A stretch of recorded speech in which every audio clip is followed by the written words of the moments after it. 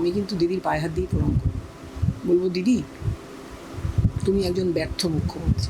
এই ভালোবাসার দামটাই কি আজকে যারা পাননি তারাই আজকে বিদ্রোহী, এবং সেখানে বারংবার যে অভিযোগটা উঠছে যারা মানে একেবারে এই মমতা বন্দ্যোপাধ্যায় সাথ দিলেন না তারা মমতা বন্দ্যোপাধ্যায় খুব গুরুত্বপূর্ণ হয়ে উঠেছিলেন হঠাৎ করে। বেঙ্গল একদিন আগে বাড়েঙ্গে আর মমতা জি একদিন বেঙ্গল को লিড করেंगे।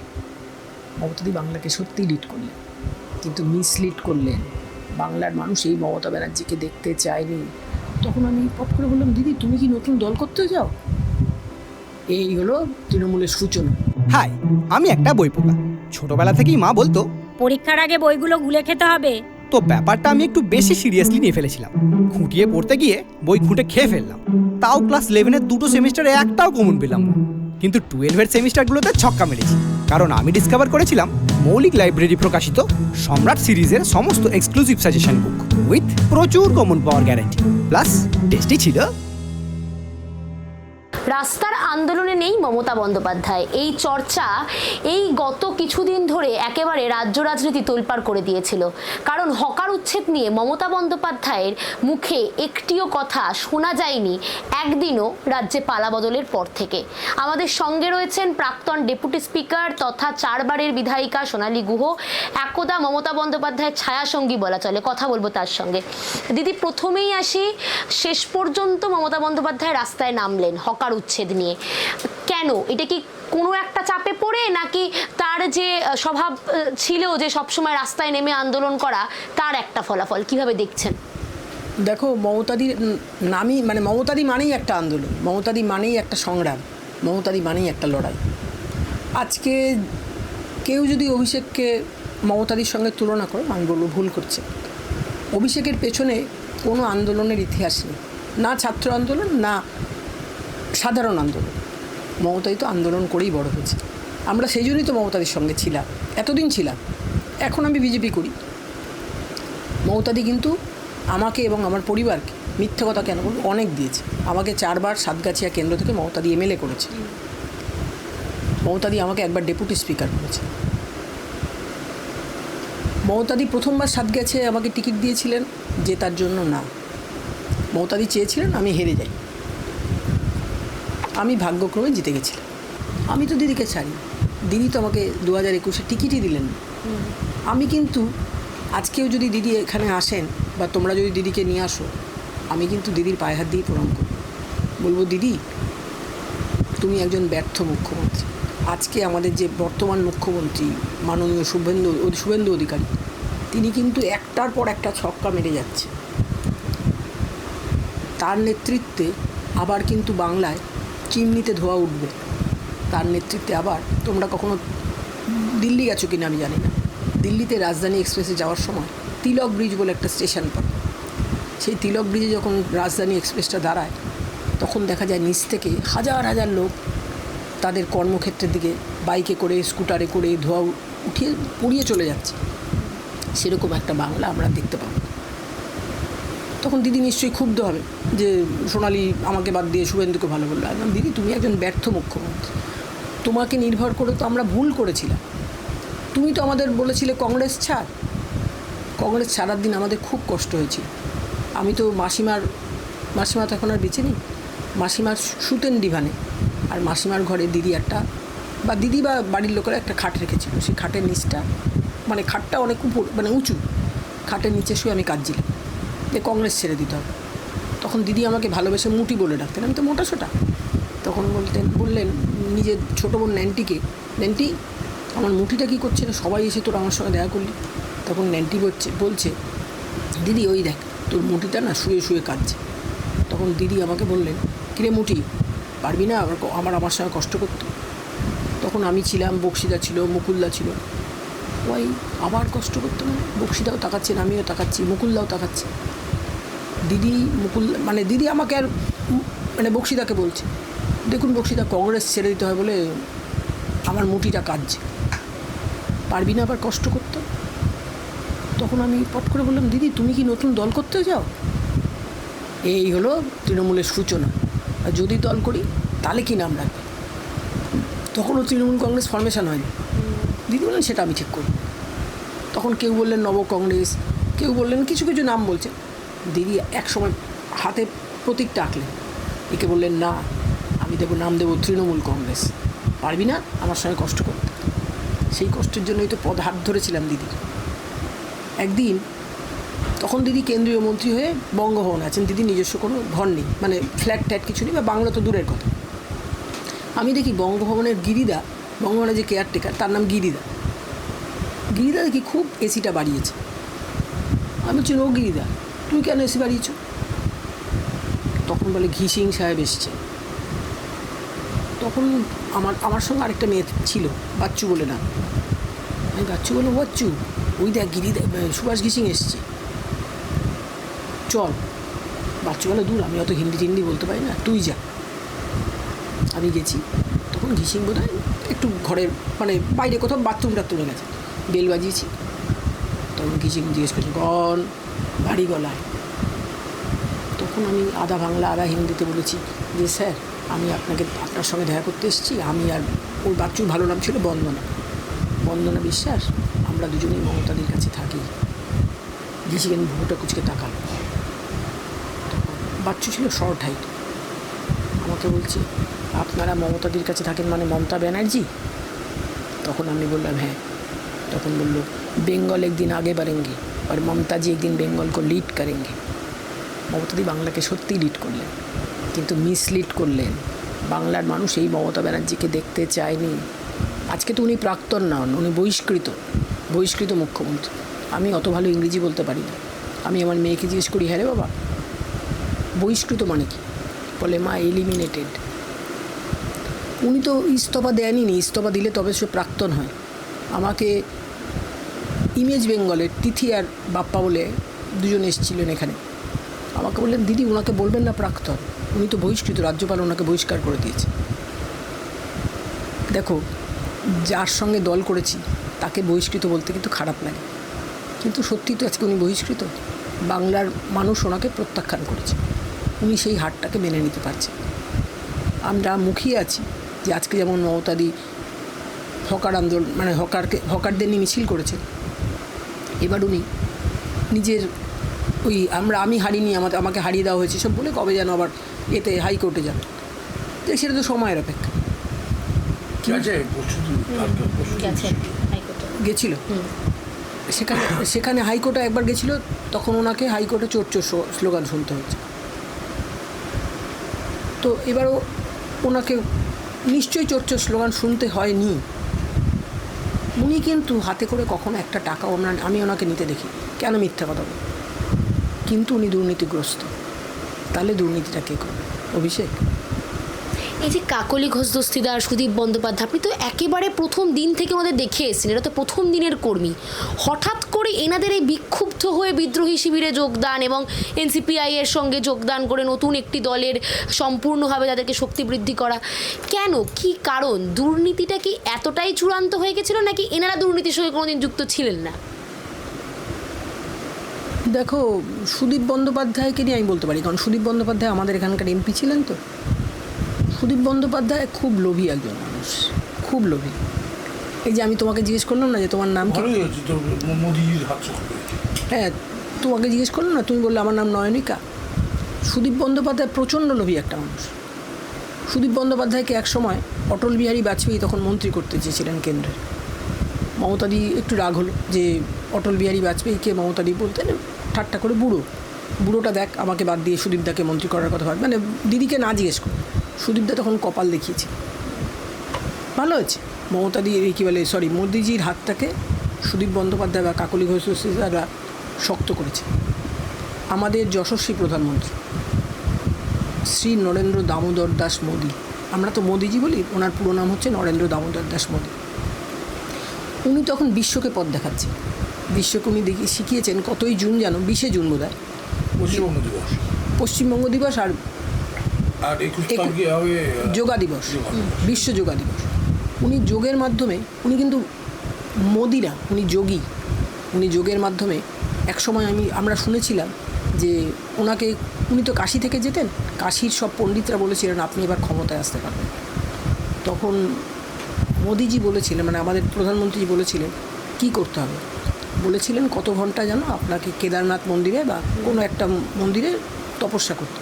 মোদিজি সেটাই করছে। তারপরে তো নিরঙ্কুশ বরিষ্ঠতা পান আমি মোদিজিকে। 2021 সাল থেকে দিদি আপনি সরব দলের বিরুদ্ধে, এবং দলের এই যে যা যা দুর্নীতি বা যা যা ভেতরের যা যা ঘটনা ঘটেছে সেই সময় থেকে, এখন যারা বিদ্রোহী সাংসদ বা বিদ্রোহী বিধায়ক তারা বলছেন আমরা ভয়ে কথা বলতে পারিনি সেই সময়। কিচ্ছু না, ভয় তো মমতাদিকে ছিল। আমি মমতাদিকে ভয় ভালোবাসতাম, কিন্তু ভয়ও পেতাম। মমতাদি আমাকে একসময় মারতো, জানো তো, মারতো মানে যখন তখন মারতো। ফট করে এই সোনালি ওইখানে কংগ্রেসের হয়তো বন, সিপিএমরা তো এ হচ্ছে কংগ্রেসের বনটাকে বানচাল করা। সিপিএম বলতে মমতাদিরই বাড়ির কেউ কেউ ঢিল ছুটতে কংগ্রেসের মিছিলটাকে মানে বানচাল করে দেওয়ার জন্য। মমতাদি বললেন তুই ছিলি মিছিলে? আমি বললাম না দিদি, আমি মিছিলে থাকলে তো আমি আহত হতাম। কেন ছিলি না? ঠাস করে একটা চোখ, আমার চোখ ভর্তি হয়ে গেল যে আমি তো কোনো অন্যায় করিনি। আমি বললাম দিদি আমি তো কোনো অন্যায় করিনি। ওই কেন ছিলি না বলে ভালোবাসতাম, কিন্তু ভয়ও পেতাম, মারের ভয় পেতাম। কিন্তু মমতাদি তো সুদীপদাকে মারতে যাবেন, মমতাদি তো কাকলিদিকে মারতে যাবেন। আজকে যারা বিদ্রোহী, মমতাদি তো শর্মিলা আমার থেকে বয়সে ছোট, শর্মিলাকে মারতে যাবেন। আমি তার কাছে ছিলাম ঠিক যেন বাড়ির আয়া। আমার বলতেই খারাপ লাগছে, ঠিক যেন বাড়ির আয়া। আমাকে উনি, আমি ভালোবেসে করতাম। আমাকে উনি যখন কেন্দ্রীয় মন্ত্রিত্ব ছেড়ে দিলেন, উনি বলতেন আমাকে, কিরে মুটি তোর বাবা লোকরাত কী করলো? কী করবে দিদি, তুমি তো নিজেই ছেড়ে দিয়েছো। ওনার আবার মন্ত্রিত্ব ফিরে পেতে ইচ্ছা করছে। কিন্তু উনি বললেন আমি কত বাবা লোকনাথকে ডেকেছি, বাবা লোকনাথকে বলেছি। বাবা লোকনাথের মেন প্রসাদ হচ্ছে মাখন আর মিশ্রি। মাখন মিশ্রি দেবো, পায়েস করে দেবো। পায়েসটা বাবা লোকনাথের মিশ্রি দিয়ে করা হয় বলে পায়েস বলে না, বলা হয় চড়ু। উনি তো দিদি তো সব জানতেন না। পায়েস করে দেবো, বাবা লোকনাথ তবুও দেখ। আমি বললাম দিদি তুমি তো নিজেই অত লক্ষ লোককে দেখে বললে আমি মন্ত্রিত্বকে পায়ের চটির মতো মনে করি, আমি মন্ত্রিত্ব চাই না। ব্রিগেড প্যারেড গ্রাউন্ডে যেদিন মৃত্যু ঘণ্টা বাজালো সেদিন তো তুমি পায়ের চটির মতো মন্ত্রিত্বটাকে ছেড়ে দিলে। সবাই তো লক্ষ লক্ষ মানুষ, আমার দাদাও মমতাদির কাছে থাকতেন। দাদা বলতেন দিদি আমাদের 40 লাখ লিডার। তো শেখর যা বলে বলুক, শেখর আর পৃথিবীতেই। তো যাই হোক, দিদি তো অত লোকের হাততালিতে তো দিদি মন্ত্রিত্ব ছেড়েছিলেন, তাহলে ছিলেন। আর তবে এখন কেন দিদির মন্ত্রিত্ব ফিরে পাওয়ার ইচ্ছে?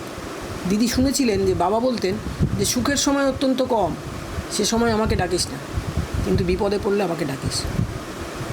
দেখো, কাম, ক্রোধ, লোভ, মোহ, মদ, মাৎসর্য, ষড়রিপু নিয়েই তো আমরা। দিদিরও বোধহয় মন্ত্রিত্ব ফিরে পেতে ইচ্ছা করছিল, যখন উনি বুঝতে পারলেন যে ওনাকে আর মন্ত্রিত্বে ঢোকানো হবে না। তখন উনি বাবা লোকনাথের দ্বারস্থ। বাবা বলেছিলেন কোন বিপদের কথা, তুমি স্বেচ্ছায় যে বিপদটাকে ডেকে আনছো সেটা নয়, হঠাৎ করে যদি তুমি কোনো বিপদে পড়ো তাহলে বাবাকে ডাকো। দিদি তো স্বেচ্ছায় মানে নিজেই বিপদ ডেকে এনেছে, নিজেই তো মন্ত্রিত্ব ত্যাগ করেছিলেন। বাবা তো সেই বিপদে বলেননি। বাবা বলেছিলেন যে হঠাৎ করে যদি তোমার আচমকা যদি তোমার এখানে কোনো বিপদ হয় তবে বাবাকে ডেকো। বাবা তখন সাড়া দেবে। বাবা তো স্বেচ্ছায় ডেকে বিপদ আনলে সেই বিপদ থেকে উদ্ধার করার জন্য বাবা নন, বাবা তো অবতার বরিষ্ঠ। আপনার কি মনে হয় যে মমতা বন্দ্যোপাধ্যায়ের অস্তিত্ব কি এখানে শেষ, না ফিরবে? একদম না, একদম না। উনি আন্দোলনের একটা লাস্ট কথা হচ্ছেন মমতা বন্দ্যোপাধ্যায়। আমি এখন বিজেপি করি, তাও আমি বলবো আন্দোলনের লাস্ট কথা হচ্ছেন মমতা বন্দ্যোপাধ্যায়। উনি জানেন আন্দোলনকে কী করে দানা বাঁধতে হয়। অর্থাৎ বিজেপিকেও সতর্ক থাকা উচিত। হ্যাঁ, বিজেপিকেও সতর্ক থাকা উচিত। আন্দোলন কীভাবে দানা বাঁধতে হয় সেটা মমতাদি জানেন। কিন্তু আমি হঠাৎ একদিন বোধহয় তখন আমি এমএলএ, বোধহয় বিধানসভা থেকে এসেছি। আমার দুটো ল্যান্ডফোন 22194511 আর 22197211।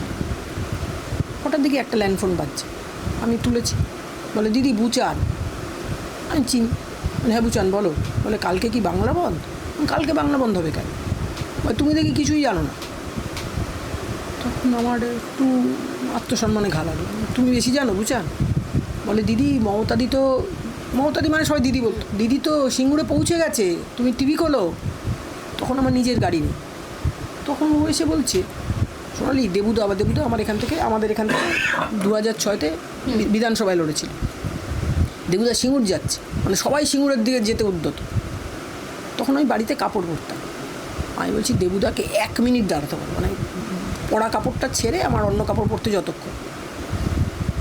আমি সিঙ্গুর যাব। তখন ও বলছে উঠলো যাই তো মক্কা হয়। তখন আমি বললাম না দিদির সঙ্গে সিঙ্গুর পৌঁছে গেছে, আমাকে সিঙ্গুর পৌঁছাতেই হবে। আমি গেছি, দেখছি দিদি বসে বসে, তার আগের দিন আমার খুব ব্যাক পেন হচ্ছে। আমি আমার স্বামীকে বললাম দেখো দিদিকে একটা ফোন কর। বললে তোমার ব্যাক পেন হচ্ছে তাও দিদি? আমি বললাম দিদির কাছে একটা ওষুধ আছে যেটা খেলে যে কোনো ব্যথা কমে যায়। তুমি জানলে কী করে? আমি বললাম সুদীপদার একবার কোমরে পেটে ব্যথা হয়েছিল, সুদীপদার কিডনিতে স্টোন আছে। আমি ওপরে ঘুমাচ্ছি, কোনো একটা স্টেশন থেকে আমরা ট্রেনে উঠেছি, দিদি নিচে সিটে শুতে স্বাচ্ছন্দ্য বোধ করেন। আমি বললাম ওপরে, না না দিদি আমি ওপরে শোন। সুদীপদা জানতেন আমার কাছে স্প্যাজমাপক্সিবন আছে। সুদীপদা খুব কষ্ট পাচ্ছে। দিদি বলছে সুদীপদা আপনার ব্যথাটা কী করে কমবে? তখন সুদীপদা বললেন সোনালি আমি তো মুটি বলে ডাকতে পারবো না, এই সরি মমতা আমি তো মুটি বলে ডাকতে পারবো না, তুমি একবার ডাকো। তাতে কিন্তু প্রবীর ঘোষালও ছিল। তখন আমাকে দিদি নাকি অনেকবার ডেকেছে। আমি তো সারাদিনে পরিশ্রাম, তো আমি খুব ঘুমাচ্ছি। তখন দিদি বলছে না উঠবে না সুদীপদা, আর আপনি বলুন আপনার ব্যথাটা কী দিয়ে করবো। সুদীপদা বলছে না সোনালির কাছেই থাকে স্প্যাজমাপক্সিবন। আমার তখন খুব পেটে ব্যথা হতো, আমি স্প্যাজমাপক্সিবন ক্যারি করতাম। দিদি ড্রটিন দিয়েছিলেন, সুদীপদার ব্যথাটা কমে গেল। সুদীপদা তখন আমাকে বলছেন সোনালি একটু ওঠো একটু ওঠো। আমি দেখলাম সুদীপদা নেচার মানে নেহাতি ব্যথায় কাতো। সুদীপদা কী হয়েছে আপনার, কী হয়েছে? স্প্যাজমাপক্সিবন লাগবে? বলে আর স্প্যাজমাপক্সিবন লাগবে? আমি তো কতক্ষণ ধরে আমি মমতা দুজনেই তোমাকে ডাকছি। সুদীপদা সরি সুদীপদা আমি তো সারাদিনের পরিশ্রম তো। তখন সুদীপদা আস্তে আস্তে বললেন যে মমতা তো তোমাকে মুটি বলে ডাকে, আমি তোমাকে সেই নামে ডাকিনি, আমি তোমাকে তোমার নাম ধরেই ডেকেছি, একটা স্প্যাজমাপক্সিবন দাও আমাকে। আমি দিলাম। সুদীপদার তো তখন ব্যথা কমেই গেছে। তখন ও বলছে দিদি সোনালির এরকম কোমরে খুব ব্যথা করছে। বলে কে যাবে ওষুধ আনতে? আমার বাড়িতে একটা ছেলে থাকতো তখন, গণেশ বললো আমি বা গণেশকেও যাব। তখন দিদি গণেশকে চিনতেন। বলে কে রে, লম্বা গণেশ? তো ও বললেন হ্যাঁ। বলেন তাহলে ওকে বানানটা ভালোভাবে লিখে নিয়ে যেতে পারবে, DROTINDS। সেটা খেয়ে আমার ব্যথাটা কমলো। আমি বিধানসভায় গেছি তারপরের দিন সকালবেলা। তখন স্পিকার হাসিব আব্দুল হালিম। আমি স্পিকারকে তো আর বলতে পারছি না যে স্যার আমার ব্যাক পেন হয়েছে বা কিছু। আমি বললাম যে স্যার আমার না কালকে খুব ব্যাক পেন হয়েছিল। স্পিকার একটু ট দিয়ে কথা বলতে, হাস্য কৌতুক করতে, কেন রে টোকেটোর বর খুব মেরেটে? তখন আমি বললাম না স্যার আমার হাজব্যান্ড কালকে মমতাদিকে ফোন করে আবার তোদের মমতা। তখন আমি বললাম না স্যার এটা সবারই জেনে রাখা দরকার, তোমাদেরও বললাম, তোকেও বলছি বাবু, DROTIN ড্রটিন DS খেলে যে কোনো ব্যথা কয়েক সেকেন্ড লাগে, তারপর ডাক্তারি করছে না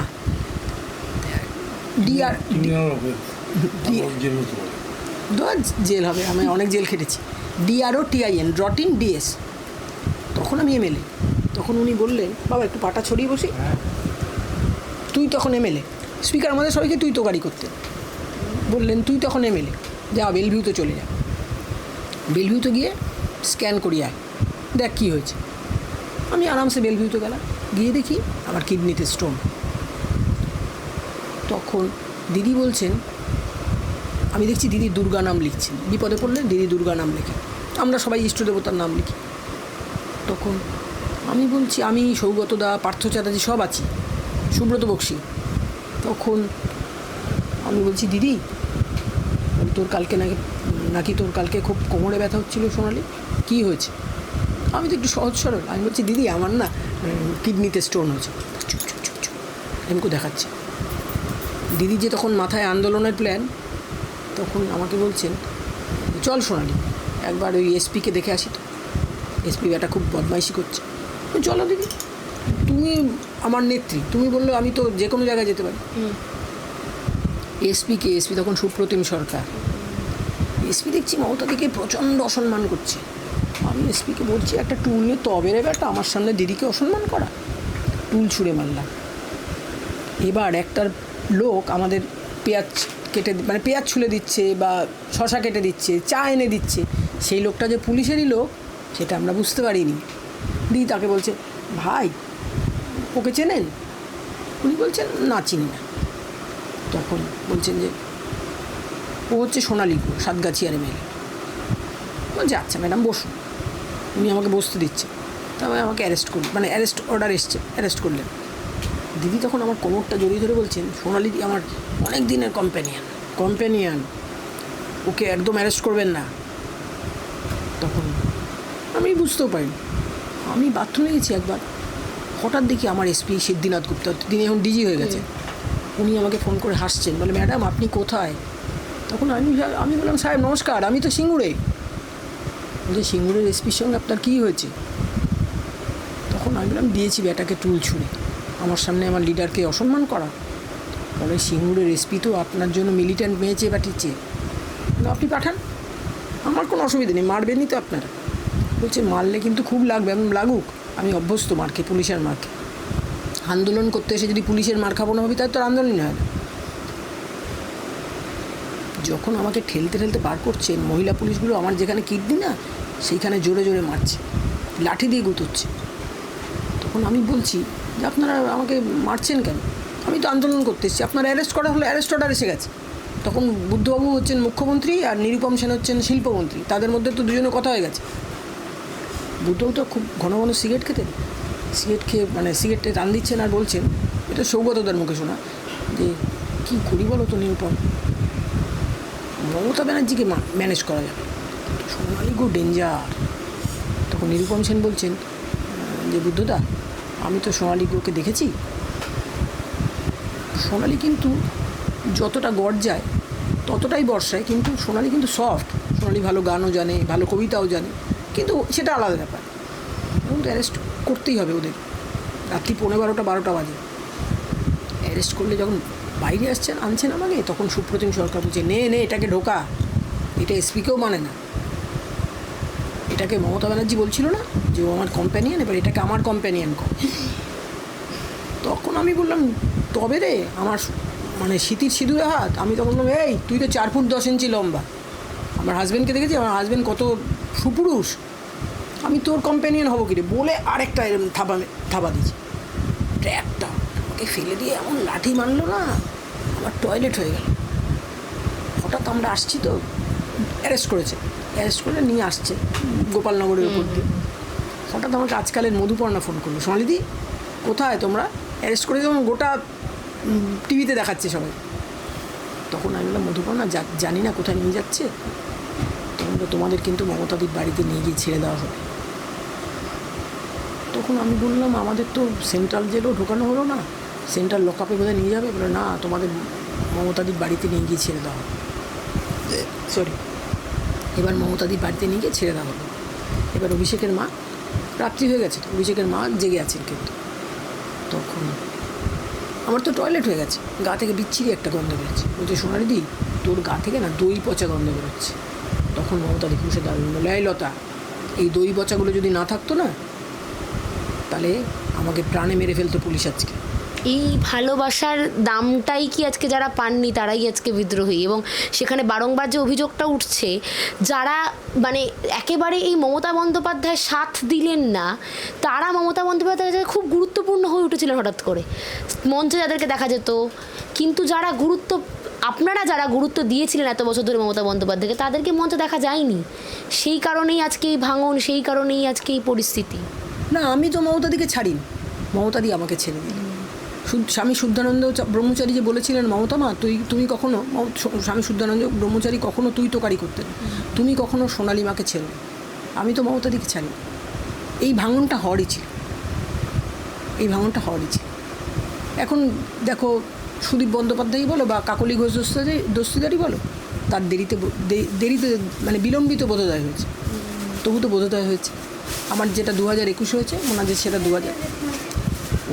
2026 হবে।